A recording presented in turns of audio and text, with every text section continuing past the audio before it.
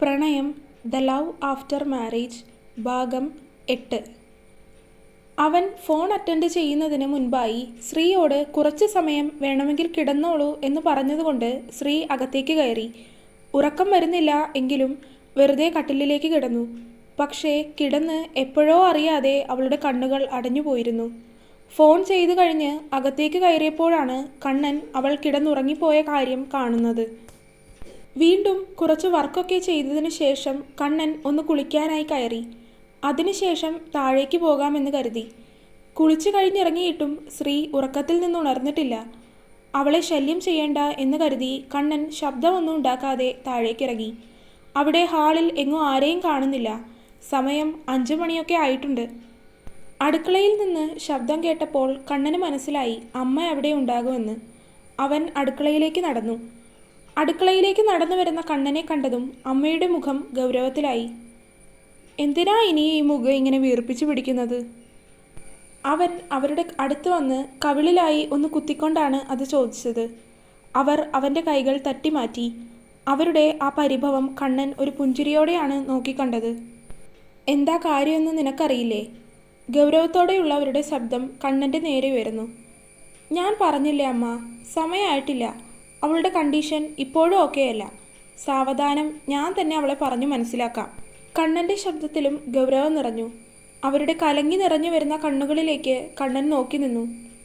അമ്മ, ഞാൻ പറഞ്ഞിട്ടുണ്ട്, വെറുതെ കരയാൻ നിൽക്കരുത്. എനിക്കറിയാം കണ്ണ, എൻ്റെ കുട്ടി ഒന്നും അറിഞ്ഞിട്ടില്ല. ഒരിക്കലും അത് ആരിൽ നിന്നും അറിയല്ലേ എന്ന് മാത്രമാണ് എൻ്റെ പ്രാർത്ഥന. അവൾ അതൊന്നും അറിയില്ല. ഇതെൻ്റെ വാക്കാണ്. അവൻ്റെ ശബ്ദത്തിൽ വല്ലാത്തൊരു ഉറപ്പുണ്ടായിരുന്നു. നീ അവളോട് സംസാരിച്ചോ കണ്ണ? സംസാരിച്ചു. എന്നിട്ട് ദേവൂട്ടിയുടെ കൂടെ പഠിക്കാൻ പോകുന്ന കാര്യം മോൾ എന്ത് പറഞ്ഞു? ആദ്യം സമ്മതിച്ചില്ല, പിന്നെ സമ്മതിച്ചു. എങ്ങനെ?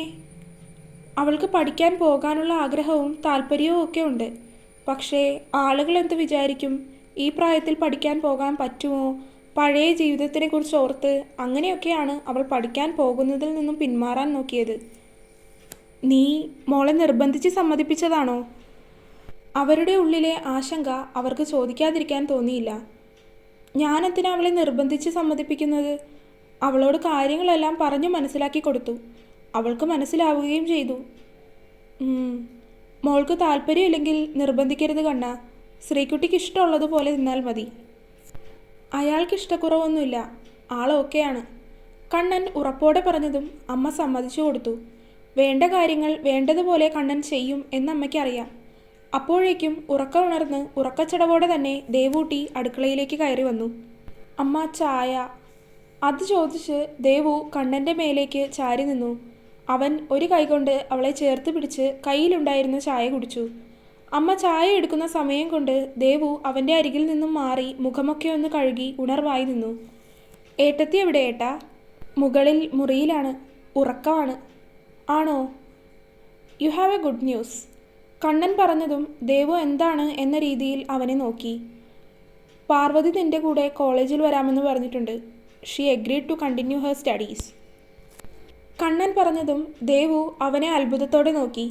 കാരണം ഇങ്ങനെയൊരു കാര്യം വീട്ടിൽ ചർച്ച ചെയ്തപ്പോഴും ഏട്ടത്തി അതിന് സമ്മതിക്കില്ല എന്ന് തന്നെയായിരുന്നു അവൾ മനസ്സിൽ വിശ്വസിച്ചത്. കാരണം മുഴുവനായി അറിയില്ല എങ്കിലും ശ്രീയുടെ ജീവിതത്തെക്കുറിച്ചുള്ള ഏകദേശ ധാരണ ദേവുവിനുണ്ട്. അതെല്ലാം കൂട്ടി വായിച്ചപ്പോൾ അത്രയും ആഴത്തിൽ മുറിവേറ്റവളാണ്. അവൾക്ക് അതിൽ നിന്നും കരകയറാൻ സമയം വേണമെന്ന് മനസ്സിലായി. അപ്പോൾ ഇങ്ങനെയൊരു കാര്യത്തിന് സമ്മതിക്കില്ല എന്ന് തന്നെയാണ് ദേവൂട്ടിയും വിചാരിച്ചിരുന്നത്. ശരിക്കുമാണോ ഏട്ടാ? ഏട്ടത്തി കോളേജിലേക്ക് പഠിക്കാൻ വരാമെന്ന് സമ്മതിച്ചോ? അത്ഭുതത്തോടെയും അതിലുപരി ആകാംക്ഷയോടെയുമുള്ള അവളുടെ ചോദ്യത്തിന് കണ്ണൻ ചിരിച്ചു. അതേ ദേവൂട്ടി, സത്യമാണ്.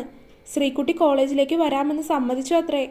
കപ്പിലേക്ക് പകർന്നെടുത്ത ചായ ദേവുവിൻ്റെ നേർക്ക് നീട്ടിക്കൊണ്ട് അമ്മ പറഞ്ഞതും അവളുടെ മുഖം വിടർന്നു. കോളേജിൽ പോകുമ്പോൾ ആരും കൂട്ടില്ല എന്ന് കരുതി വിഷമിക്കുമായിരുന്നു. ഇനിയിപ്പോൾ ഏട്ടത്തി ഉണ്ടാകുമല്ലോ. സന്തോഷത്തോടെയുള്ള അവളുടെ സംസാരം കേട്ട് കണ്ണനും അമ്മയും ചിരിച്ചു. അല്ല, ഏട്ടൻ ചോദിച്ചപ്പോൾ തന്നെ ഏട്ടത്തി സമ്മതിച്ചോ? അപ്പോൾ തന്നെ സമ്മതിച്ചില്ല, എങ്കിലും കുറച്ചു നേരം ഒന്ന് സംസാരിച്ചു നോക്കിയപ്പോൾ സമ്മതിപ്പിച്ചു. കണ്ണൻ പറഞ്ഞതും ദേവു അവനെ അത്ഭുതത്തോടെ നോക്കി. മോൾ എന്താണ് കിടന്നുറങ്ങിക്കളഞ്ഞതെന്നാവോ? അങ്ങനെയൊരു ശീലമില്ലാത്തതാണ്. എന്നോട് സംസാരിച്ചിരിക്കുമായിരുന്നു. എനിക്കൊരു കോള് വന്നപ്പോൾ ഞാൻ പറഞ്ഞു കിടന്നോളാൻ. ഉറക്കം വരുന്നില്ല എന്ന് പറഞ്ഞതാണ്. ഞാൻ തിരിഞ്ഞു നോക്കിയപ്പോൾ ആൾ ഉറങ്ങിപ്പോയിട്ടുണ്ട്. പിന്നെ ഞാൻ വിളിക്കാൻ നിന്നില്ല. ആ, ഉറക്കമാണെങ്കിൽ വെറുതെ വിളിച്ച് ശല്യം ചെയ്യണ്ട, ഉറങ്ങിക്കോട്ടെ. 3 പേരും ചായയൊക്കെ കുടിച്ചതിന് ശേഷം കുറച്ചു നേരം സംസാരിച്ചിരുന്നു. കണ്ണ, ചെറിയമ്മയുടെ വീട്ടിൽ പോയിട്ടില്ല കേട്ടോ. കല്യാണ ദിവസം തന്നെ പിറ്റേ ദിവസം അങ്ങോട്ട് വരണമെന്ന് പറഞ്ഞ് ലതിക വിളിച്ചതാണ്. പിന്നെ ശ്രീകുട്ടിയുടെ വീട്ടിലേക്ക് പോയതുകൊണ്ട് നിങ്ങൾക്ക് പോകാൻ സമയം കിട്ടിയില്ലല്ലോ. എന്തായാലും ഇന്ന് വൈകുന്നേരം മോൾ എഴുന്നേൽക്കുമ്പോൾ റെഡിയായി അങ്ങോട്ടൊന്ന് പോയിട്ട് വാ. അല്ലെങ്കിൽ പിന്നെ അമ്മ മോൾക്ക് അത് മതി ഇനി അതും പറഞ്ഞ് പറയാനായിട്ട്. അർപ്പിതയുടെ പേര് കേട്ടപ്പോൾ തന്നെ കണ്ണൻ്റെ മുഖം ഒന്നിരുണ്ടു. എങ്കിലും അത് കാര്യമാക്കാതെ അവനോട് അത് പറഞ്ഞുകൊണ്ട് അമ്മ എഴുന്നേറ്റ് അടുക്കളയിലേക്ക് നടന്നു. അമ്മുച്ചേച്ചിയുടെ കാര്യം ഓർത്ത് വേണ്ട, ഏട്ടൻ ചെറിയമ്മയുടെ കാര്യം ഓർത്ത് അങ്ങോട്ടൊന്ന് പോയിട്ട് വാ. ദേവു കൂടി പറഞ്ഞതും കണ്ണൻ ശരിയെന്ന മട്ടിൽ ഒന്ന് മൂളി. ശേഷം കുടിച്ച ചായയുടെ കപ്പ് അടുക്കളയിൽ കൊണ്ടുപോയി കഴുകി വെച്ച് മുകളിലേക്ക് നടന്നു. അകത്തേക്ക് കയറിയപ്പോൾ അവൾ സ്വസ്ഥമായി ഉറങ്ങുന്ന കാഴ്ചയാണ് അവൻ കണ്ടത്. അവൻ അവളെ തന്നെ ഒരു നിമിഷം നോക്കി നിന്നു പോയി. അത്രമേൽ ആഗ്രഹിച്ച് സ്വന്തമാക്കിയവൾ. അവൻ കട്ടിലിൽ അവൾ കിടക്കുന്നതിൻ്റെ അരികിലായി വന്നിരുന്നു. അവൻ ഇരുന്നപ്പോൾ കട്ടിലിൻ്റെ ബെഡ് ചെറുതായി ഒന്ന് അനങ്ങിയതും അവൾ ഒന്ന് അനങ്ങിക്കൊണ്ട് വീണ്ടും അങ്ങനെ തന്നെ കിടന്നുറങ്ങി. അവൻ അവളുടെ മുഖത്തേക്ക് തന്നെ നോക്കിയിരുന്നു പോയി. ആ മുഖം ആകെ നിർജീവമാണ്. കണ്ണുകളുടെ അടിയിൽ പടർന്നിരിക്കുന്ന കറുപ്പു നിറവും കരിവാളിപ്പ് പടർന്നു കയറിയ അവളുടെ കവിൾ തടവും അവൻ നോക്കി. അവളെ സ്പർശിക്കുക പോലും ചെയ്യാതെ അവൻ്റെ നോട്ടം അവളുടെ മുഖം മുഴുവൻ ഓടി നടന്നു. ആദ്യമായാണ് കണ്ണൻ അവളെ ഇത്രയും സമയം നോക്കിയിരിക്കുന്നത്. കുറച്ചു സമയം അവളെ നോക്കിയിരുന്നതിന് ശേഷം അവൻ വീണ്ടും ലാപ്പ് എടുത്തു വെച്ച് ജോലിയിലേക്ക് തിരിഞ്ഞു. കണക്ട് ചെയ്തിരിക്കുന്ന ബ്ലൂടൂത്ത് സ്പീക്കറിൽ നിന്നും വളരെ പതിഞ്ഞ ശബ്ദത്തിൽ മുറിയിലാകെ പാട്ടൊഴുകി കേട്ടുകൊണ്ടിരുന്നു. നേരിയ ശബ്ദത്തിലാണ് വെച്ചിരിക്കുന്നത് എങ്കിലും ആ മുറിയിലാകെ പാട്ടിൻ്റെ അലയടികൾ കേട്ടു. പാട്ടിനനുസരിച്ച് അവൻ തലയാട്ടുന്നുണ്ട്. ഒരു കൈ ലാപ്ടോപ്പിൽ വർക്ക് ചെയ്യുമ്പോൾ മറുകൈ പാട്ടിനനുസരിച്ച് അവൻ തുടയിലായി വെച്ചുകൊണ്ട് താളം പിടിക്കുന്നുണ്ട്. കൂടാതെ ഇടയ്ക്കിടയ്ക്ക് അവൻ്റെ ചുണ്ടിൽ നിന്നും ആ പാട്ടിൻ്റെ ചില വരികൾ മൂളിക്കേട്ടു. സമയം കുറച്ച് കടന്നു പോയിട്ടുണ്ട്. റൂമിൽ നിറഞ്ഞിരിക്കുന്ന പാട്ടിൻ്റെ ശബ്ദവും ഇടയ്ക്കിടയ്ക്ക് മൂളൽ പോലെ കേട്ടുകൊണ്ടിരിക്കുന്ന അവൻ്റെ മൂളിപ്പാട്ടും കേട്ടുകൊണ്ടാണ് ശ്രീ ഉറക്കം വിട്ടുണർന്നത്. കണ്ണു തിരുമി കട്ടിലിൽ എഴുന്നേറ്റിരുന്നപ്പോൾ തന്നെ ചെവിയിലേക്ക് അലയടിച്ചുകൊണ്ട് ഈ പാട്ടാണ് കേട്ടത്. വളരെ ശാന്തമായിട്ടുള്ള പാട്ടാണ്.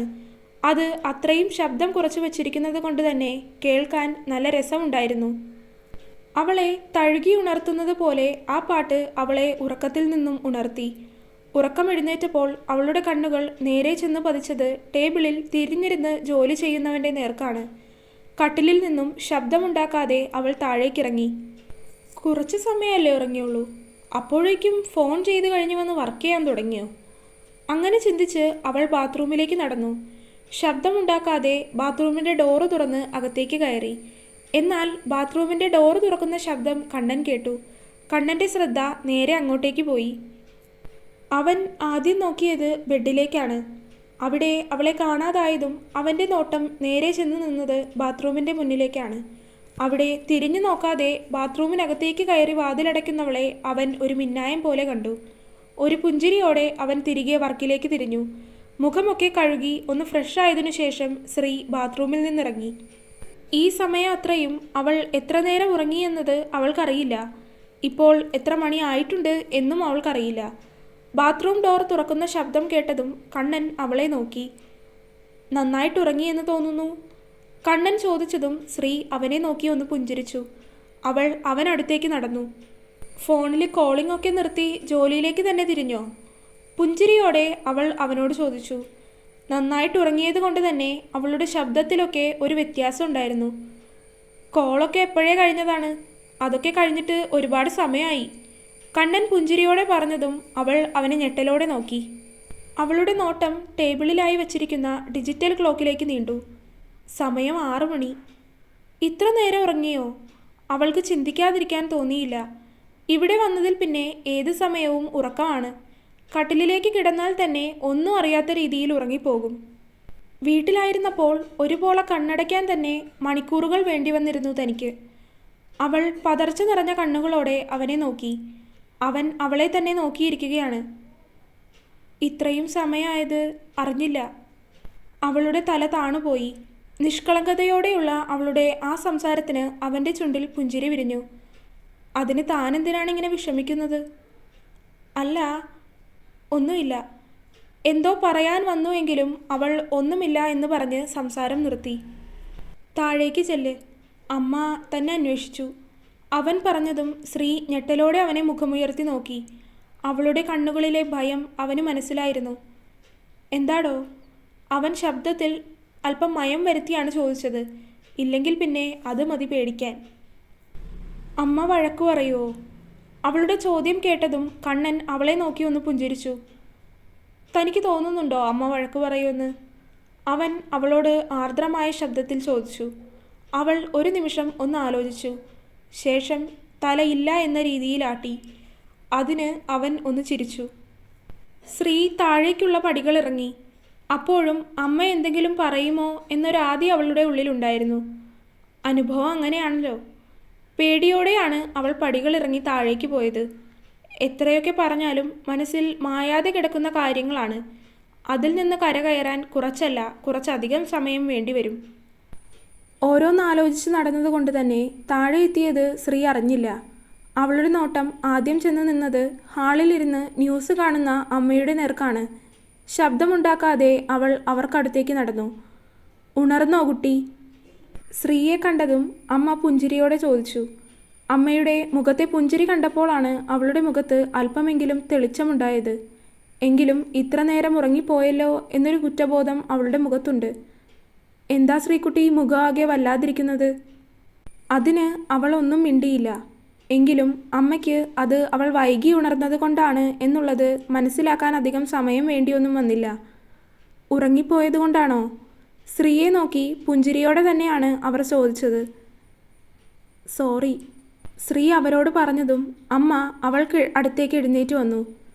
എന്തിനാ ഇങ്ങനെ ഈ നിസാര കാര്യത്തിന് വിഷമിക്കുന്നതും സോറി പറയുന്നതും ശ്രീക്കുട്ടി? അവർ അവളുടെ കവിളിൽ സ്നേഹത്തോടെ തഴുകി. അമ്മ വിളിക്കുന്നുണ്ട് എന്ന് പറഞ്ഞു. ആര് പറഞ്ഞു? സംശയത്തോടെ രേവതി തിരികെ ചോദിച്ചു. അത് പിന്നെ കണ്ണേട്ടൻ പറഞ്ഞു.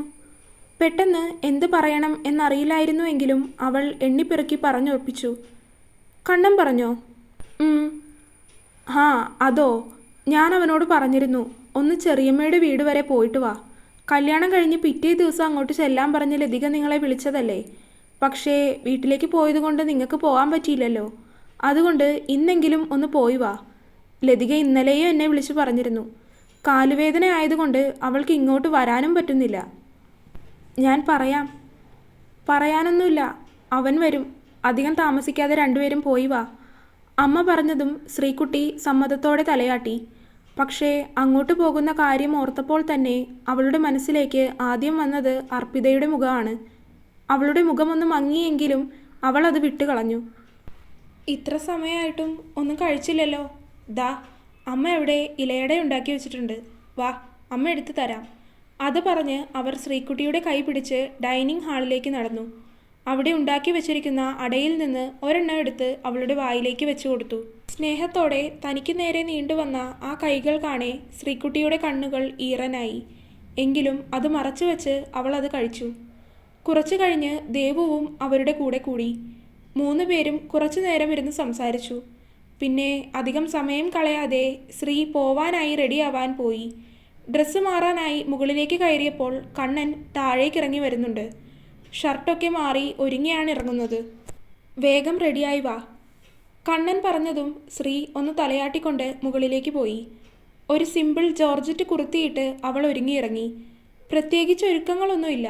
പൊട്ട്, സിന്ദൂരം, മാല, ഒരു ചെറിയ കമ്മൽ, മൂക്കുത്തി, ഇടത് കൈയിലെ ഒരു വള. ഒരുക്കം കഴിഞ്ഞ് വേഗത്തിൽ താഴേക്കിറങ്ങി. അധികം താമസിക്കാതെ ഇരുവരും ചെറിയമ്മയുടെ വീട്ടിലേക്ക് നടന്നു. കുറച്ച് നടന്നാൽ മതി. തൊട്ടപ്പുറത്തുള്ള വീടാണ്. അല്പം അകലത്തിലാണ് രണ്ടുപേരും നടക്കുന്നത്. എങ്കിലും രണ്ടുപേരും പരസ്പരം എന്തൊക്കെയോ സംസാരിക്കുന്നുണ്ട്. അങ്ങോട്ട് നടന്നടുക്കുമ്പോൾ ടിവിയിൽ കാർട്ടൂൺ വെച്ചിരിക്കുന്ന ശബ്ദം ഉയർന്നു കേൾക്കുന്നുണ്ട്. വീടിൻ്റെ വാതിൽക്കൽ എത്തിയപ്പോൾ തന്നെ ഹാളിലെ സോഫയിലിരുന്ന് TV കാണുന്ന അർപ്പിതയെയും അവളുടെ മടിയിലിരിക്കുന്ന കുഞ്ഞിനെയുമാണ് കണ്ടത്. കോളിംഗ് ബെൽ അടിച്ചതും അർപ്പിത നേരെ പുറത്തേക്ക് നോക്കി. കണ്ണനും ശ്രീയും ആണെന്ന് കണ്ടതും അവൾ മടിയിലിരിക്കുന്ന കുഞ്ഞിനെ എടുത്ത് വേഗം തന്നെ അകത്തേക്ക് പോയി. തുടരും. അപ്പോൾ എല്ലാവരും വീഡിയോ ലൈക്ക് ചെയ്യുക, ചാനൽ സബ്സ്ക്രൈബ് ചെയ്യുക, അഭിപ്രായങ്ങൾ കമൻ്റായിട്ട് അറിയിക്കുക. അടുത്തൊരു ഭാഗമായിട്ട് വേഗം വരാം. അതുവരേക്കും ബൈ.